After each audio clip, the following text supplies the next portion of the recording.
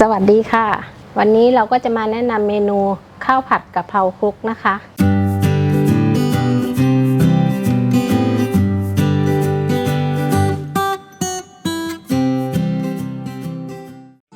วัตถุดิบของเราได้แก่กุ้งข้าวสวยที่เย็นแล้วนะคะใบกะเพราพริกขี้หนูกระเทียมซอสปรุงรสน้ำซุปหรือน้ำเปล่าซอสหอยนางรมน้ำตาลทรายผงปรุงรสและน้ำมันสำหรับผัดค่ะขั้นตอนแรกเราก็แกะเปลือกกุ้งแล้วก็เอาเส้นดำที่หลังกุ้งออกนะคะอันนี้เราก็ทำไว้เรียบร้อยแล้วเนาะนี่ค่ะจะเป็นแบบนี้นะคะแล้วก็เด็ดใบกะเพราค่ะใบกะเพราเราก็เด็ดไว้ให้เรียบร้อยแล้วหลังจากนั้นเราก็ตำพริกกับกระเทียมนะคะอันนี้พริกกระเทียมนะคะที่ตำแล้วค่ะเรามาเริ่มขั้นตอนการทำกันเลยดีกว่าค่ะตั้งกระทะนะคะเปิดไฟใส่น้ำมันลงไปค่ะตามด้วยพริกกระเทียมที่เราตำไว้นะคะผัดให้กระเทียมมีกลิ่นออกมานะคะจะเริ่มหอมพริกกระเทียมแล้วก็ใส่กุ้งลงไปค่ะ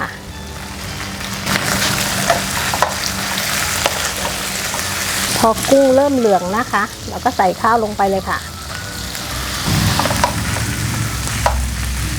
บีข้าวให้แตกนะคะมันจะได้ไม่จับกันเป็นก้อนถ้าเกิดว่ามันแห้งจนเกินไปเราเติมน้ำซุปนะคะถ้ามันไม่แห้งเราก็ไม่ต้องเติมก็ได้นะคะตามด้วยซอสปรุงรสค่ะน้ำมันหอยค่ะก็ผัดกันตามด้วยน้ำตาลทรายนะคะผงปรุงรสค่ะ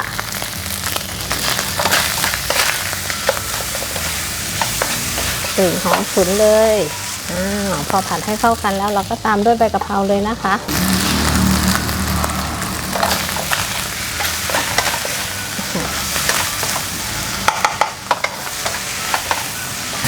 แค่นี้ก็เสร็จแล้วค่ะปิดแก๊สเลยส่วนเนื้อสัตว์นะคะถ้าเกิดว่าใครแพ้ทะเลนะคะก็สามารถใส่หมูหรือไก่ได้นะคะแทนเลย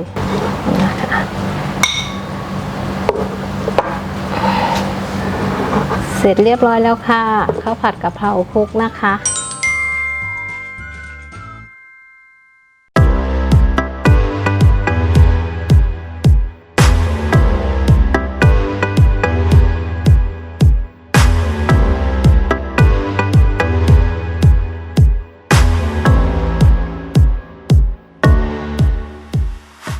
ก็ถ้าเพื่อนๆชอบเมนูนี้นะคะก็ฝากกดไลค์กดแชร์แล้วก็กด Subscribe เพื่อเป็นกำลังใจให้พวกเราได้ทำคลิปใหม่ๆมาให้เพื่อนๆได้ชมกันอีกนะคะและก็อย่าลืมกดกระดิ่งด้วยนะคะจะได้ไม่พลาดคลิปใหม่ๆที่พวกเราทำออกมาค่ะสำหรับวันนี้ขอบคุณมากนะคะสวัสดีค่ะ